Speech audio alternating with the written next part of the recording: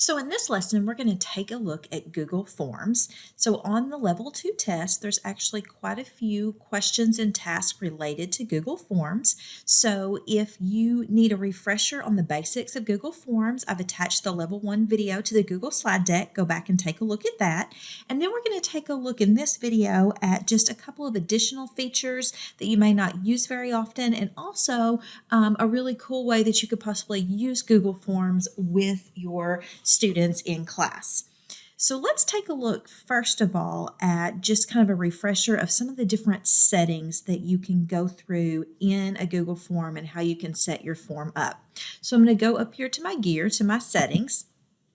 I just want to remind you of what some of these things mean. So under General, you can click for it to collect email addresses. That's automatically going to collect the email address or have them put in the email address when they're filling out the form. You can also click response receipts. And this means that once they've completed filling out the survey, that you can have it send them a receipt to their email address so that they know that you've received their response. And that might be really good when you are doing a survey outside of your district or to a lot of different people, or maybe if you're having people sign up for an event that you're having and you want them to know that yes, you got the form that they completed. And so you can then choose to send it out if it's requested or have it always sent out when you do a form. So that's an option there. Under requires sign-in, restricting it to Murray Independent School District. So this would mean that only people that are in our organization can fill that form out. So think about who your audience is when you are sending out a form. If it's going out to parents or people not in our district, you want to make sure that's not checked. Limit to one response. So we usually, if we're doing a quiz or something, we only want kids to be able to take it one time. That might not be the case. Depends on what your form is for. But please note that if you are limiting it to one response, they will have to sign in with Google. And remember that not everybody has a Google account. So again, you have to think about your audience when you're thinking about if you want that to be checked or not. You can also choose whether the people filling out the form can edit it after it's been submitted, or can see a summary, chart, and text responses. So actually clicking edit it after submitting might be a way for you to allow students, if they don't finish a form, to be able to go back into it later. Or if you are having them maybe go back in and correct answers, you could have that box checked. So there are some uses for that function as well. All of that's under General. If we click over to presentation, we can have some options here. Show progress bar so that they can see how far along in the form they are. You can have it shuffle question order. I did this a lot when I was giving quizzes or tests through Google Forms so that the students would get the questions in various orders. Hopefully helped cut down on cheating a little bit if that was happening. And then show link to submit another response. If you are allowing people to be able to submit this more than once, then you can have that checked. And so once they submit it, there'll actually be a link that says submit another response. If that's not an option, you can turn that off. Also, something that you can do and you can customize is the confirmation message. So the kind of standard message that automatically gets sent out is just your response has been recorded. But you can actually make this customizable. So you can type in whatever you would like in this box, and once you save it, that will be the message that they get upon submitting the form. Okay, so just another way that you can kind of cater the form to whatever you would like for it to look like.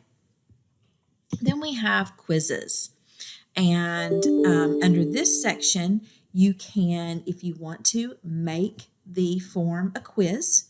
So just by turning that on, once you do that, then you've got some more options under here. So one of the fairly newer features of Google Forms is that you can actually put Chromebooks on kind of a lockdown. So if you are actually giving a test or quiz in your classroom and you know all students are going to be completing this on a Chromebook, on a school Chromebook, then you can activate the locked mode on Chromebooks. And once they go to that form, it locks it down so that they can't go to any other tabs while they're taking the quiz. So you have that option to turn that on or turn that off when you're in the quiz section. You also have options about their grade. Do you want to release their grade immediately after they submit it so that they can see what they've made on it? Or do you want to do it later with manual review? And that would probably depend on, do you have any questions that you have to go back and take a look at, or are they all getting graded by Google Forms? You can also decide upon them getting their grade back, can they see the questions they've missed? Can they see the correct answers? Can they see the point values? So you may want them to be able to just see the ones they missed because you want them to do corrections. You don't really want them to see the correct answers. So you can turn different ones of these on and off depending on what you want them to see. Okay, so just wanted to remind you of the settings that are available in a Google form that you can use depending on your needs. So let's look at a couple of features when you want to make your form into a quiz. So I have just created a really quick little quiz with a couple of different types of questions here, and want to go over a couple of things with you. So first of all, in settings, when you want it to be a quiz, don't forget to go to quizzes, and you can do make it a quiz. That way you can assign point values and allow for auto grading. And then just like we mentioned in the last section, then you can turn on and off some different features that you may want in your quiz. Then once we have the quiz, we can assign those things point values, each question point values. So if I click on this question, and I want to go, first of all, remember that you can make questions required or not required. Then I want to go to my answer key and I want to give it a point value. So if I want each question to be worth 1 point, or you can make different questions worth different amounts of points. And then you can actually mark the one that's the correct answer and then hit done. So don't forget to make sure that if you're turning it into a quiz, go in and mark the ones that are the correct answers. You can do the same for a multiple checkbox question. And so you can actually check all of them that are the correct answers.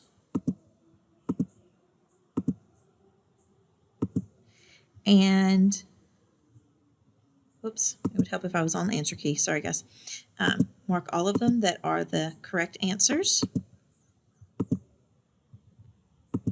And then if you want to make this question 1 point, or since there's 5 correct answers, if you want to make it a 5-point question, that is up to you.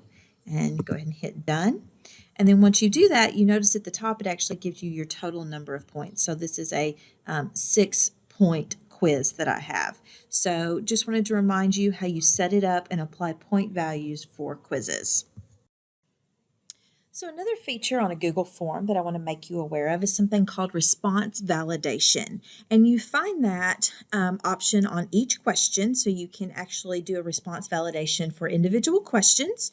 And that's in the 3 little dots that give you more options. When I click on that, it says response validation.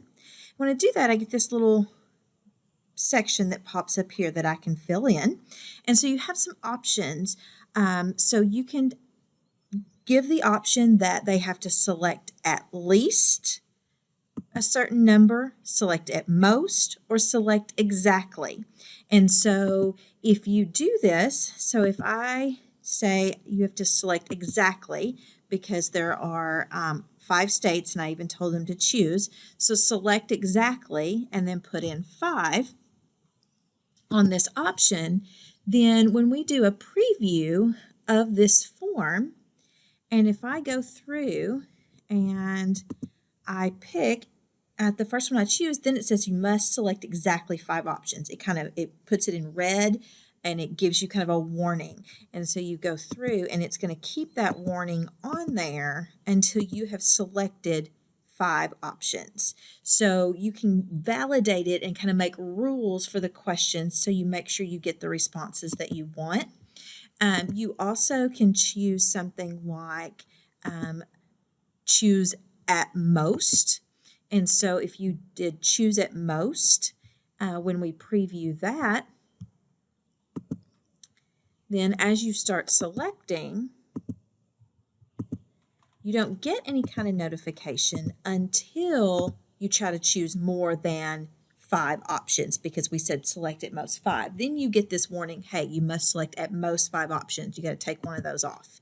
Okay, so response validation allows you to kind of put some parameters on questions and maybe help guide students. You could do that with questions. You could also do this with surveys where you wanted people to just pick so many options, or if you were having people vote for something and they could vote for up to 3. So you can kind of put response validations on things like that.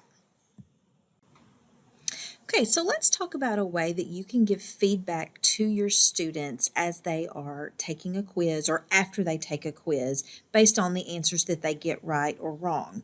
So I've got my question about the states. If I click on it and go to my answer key, I've already got my answers marked.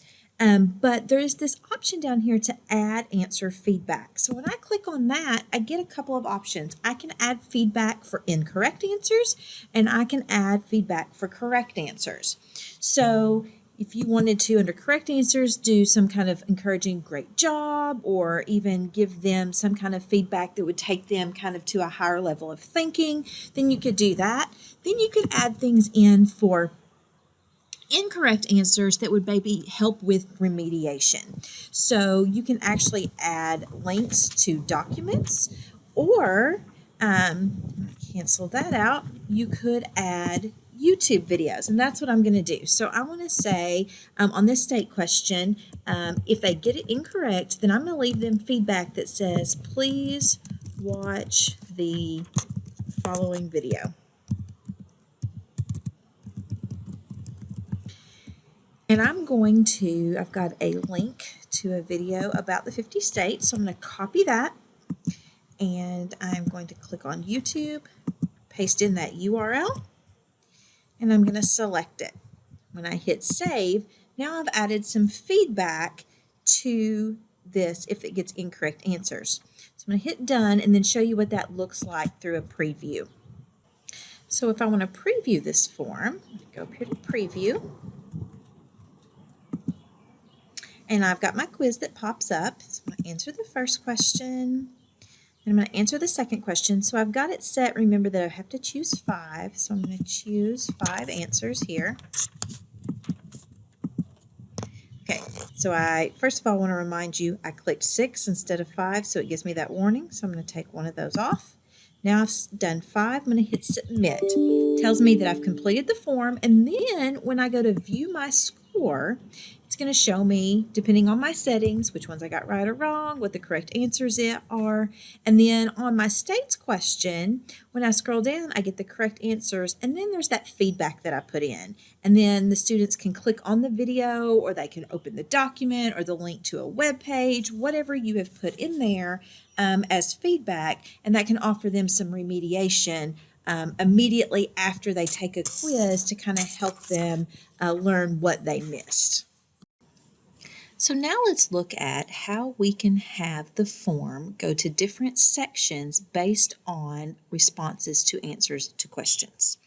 So I have my question here in front of me, and if I click on these 3 little dots, then I get this section that says go to section based on answer. When I click on that, I now get these choices out beside each of my multiplication choices. I get this drop-down menu where I can have it continue to the next section. I can have it go to section 1, which is the section that I'm in now. I can have it go to section 2, which is our question about the states, or I can have it actually submit the form after you answer that question. I actually want to add another section to kind of show you what I'm talking about. So I'm going to turn this off for a minute. I'm going to go down here, and I actually want to, after I do this, I want to add another section.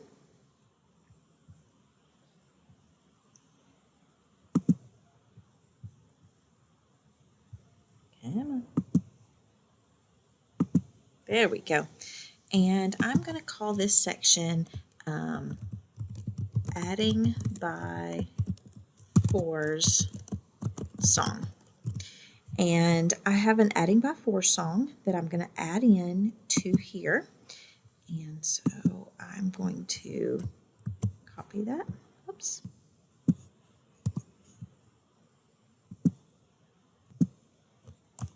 Copy Have that. fun And let me go paste it in here. And I'm going to select it. And it's going to go into section 3.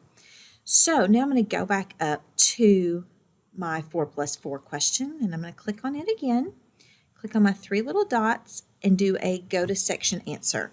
Now this time, if the student gets the answer wrong, so the correct answer is 8, so if they choose anything other than the correct answer, I want them to go to section 3 so that they have to watch that video before they can move on. Okay, and then if they got the question right, they can just go to the next section. Okay, so I've got that done. So now when I preview this form again, if I choose 2 and hit next, it takes me to a video about the questions. And I could add in some other feedback and things like that so that they know why they've been taken to this video. If I go back and if I put in the correct answer and click next, then it takes me to the next section. So you can kind of do going to different sections based on the reply that you get to an answer. And so this is a really cool way to be able to create a more dynamic form. And actually, it's going to lead us into the next section. We're going to talk to you about a really cool thing you can do with your students. So take a look at being able to choose sections based on an answer. So now I want to show you how you can use that feature of choosing different sections based on responses to actually let you create your own adventure for students. And so this is a really cool activity that you could do with your students as part of a story development activity. And I think you could find lots of different uses for this. So I've got a Google form and I'm going to walk you through this. So this section is going to be a little bit longer, but I'm going to walk you through how you can create your own adventure in a Google form. So my Google form adventure is going to be about Star Wars. So I am going to call this my Star Wars adventure.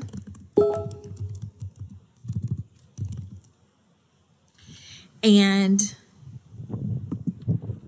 then basically the idea behind a create your own adventure is that you will give a little story background, and then you will pose a question that students choose an answer to. And based on the answer to their question, it will take them to another section that will tell another part of the story. So in order to get this set up, really the first thing we need to do is put in all of our questions, and then we will format it so that it will tell the adventure. So I'm going to say on my very first section here, Star Wars Adventure, and I'm going to say once upon a time in a galaxy far, far away,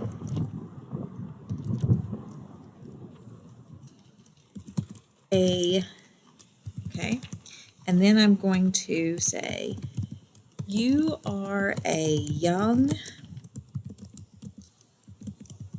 Padawan just learning about the Force.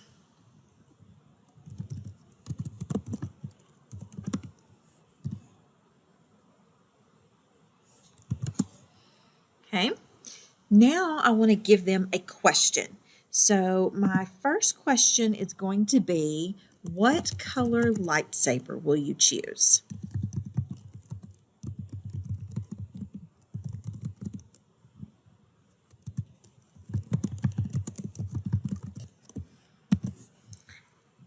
And then I'm going to give them 4 options: green, blue,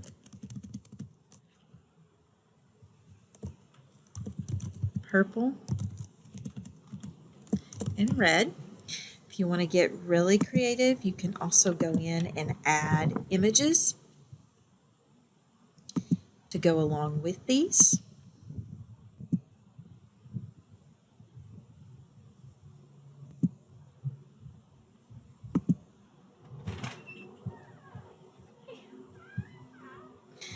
Let me add in my images really quickly.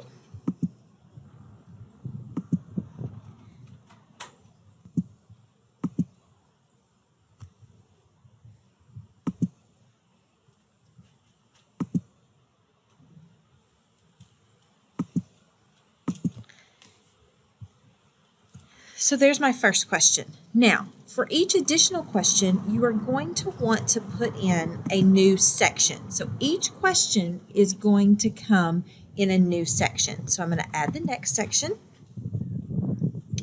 And my next section is going to be determined based on the color of lightsaber they chose. So here I'm going to say the force is strong with this one, and then I'm going to add in a question.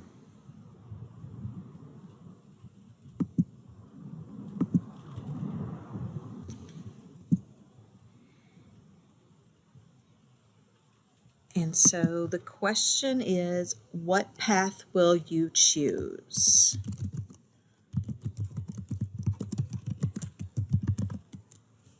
And I'm going to add in another picture. Oops.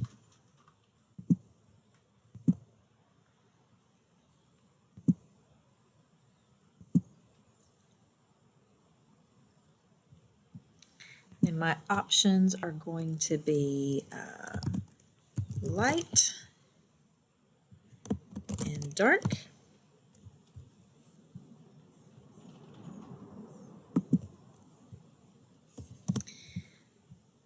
Now I need another section, because if they don't choose the option that will take them here, then I need another one. I sense a disturbance in the force. And then I'm going to add in a question. And again, the same question, but it could be a different question. It could be however you write your story. This time I want to put in another picture that I have.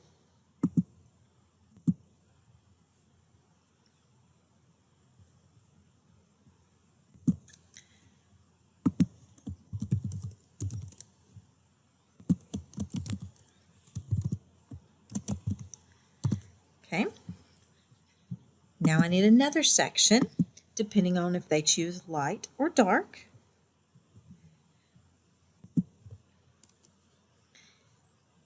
And so, congrats, you have become a Jedi Master. May the Force be with you. And then I want to add in an image.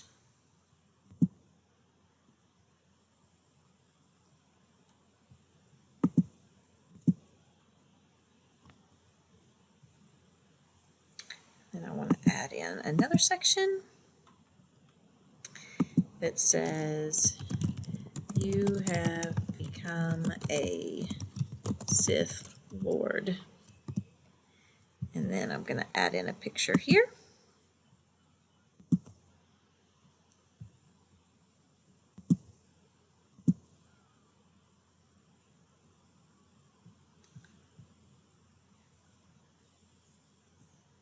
So I've got my sections created here. I'm going to go back up to the top. And I'm actually going to add in another picture here.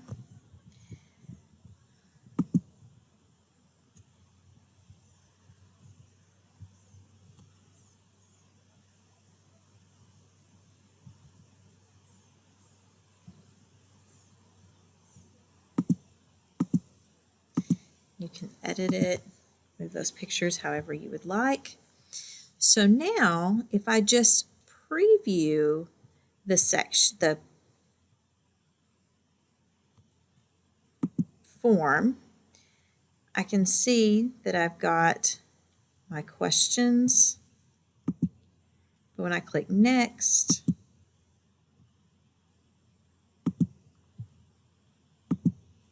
it just takes me to the next section. It doesn't have it split up.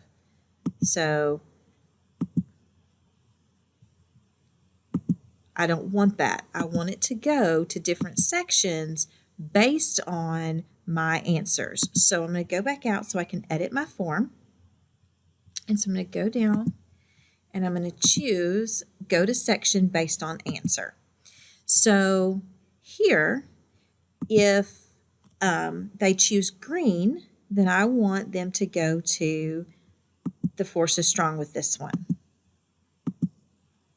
They choose blue, that's where I want them to go. They choose purple, that's where I want them to go. If they choose red, I want them to go, I sense a disturbance in the force. So I've got that one set up. Now if I go down to the next one, choosing light or dark, if they choose light, I want them to go to, they have become a Jedi Master, and if they choose dark, they've become a Sith Lord. Same thing here.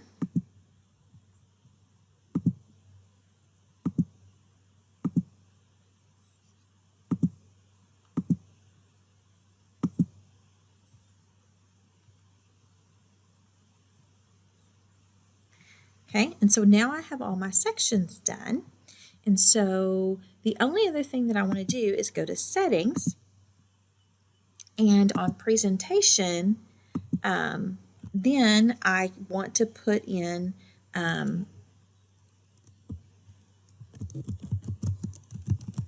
thanks for the awesome adventure. Okay, and I'm going to save that. So now when I go to preview, let me check and make sure. Yeah. Okay. Now when I go to preview, I'm going to go down and I'm going to choose my lightsaber color. When I hit next, it took me to the force is strong with this one. What path will you choose? Then if I say dark here and click next, then it tells me I've become a Sith Lord. Then I can submit it. Okay, and so it's just a way with a Google form that you can kind of create a story where students can choose the options. And you can make it much, much longer than this and much more detailed, but you can create this world for students where they get choice. And I've seen some shows and some little interactive activities where kids get to do this, and this is a way you can do this yourself. So check out Creating Your Own Adventure using a Google form.